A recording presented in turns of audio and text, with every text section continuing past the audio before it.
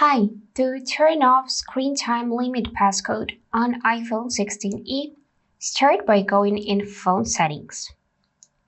Here in the list, search for the section Screen Time. And after that, if you scroll a bit down, you should see this blue option to change screen time passcode. So to turn it off, we need to actually click to change it, and then we'll see this red option to turn off screen time passcode.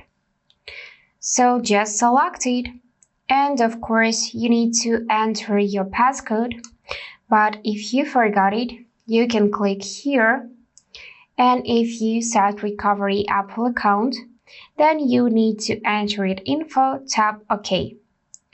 I'm gonna just enter my passcode, and now we just turned it off. To turn back on, just click here again and set either old one or new one. That's it for today. If this video was helpful, please subscribe, like and comment. And I wish you all the best. Bye bye.